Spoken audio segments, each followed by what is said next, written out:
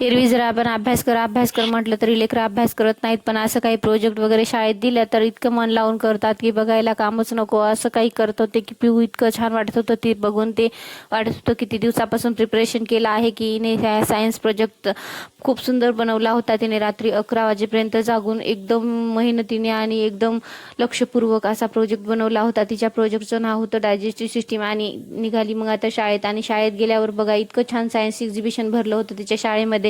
मस्त लेकरांनी नवीन नवीन असे प्रोजेक्ट तयार करून आणले होते.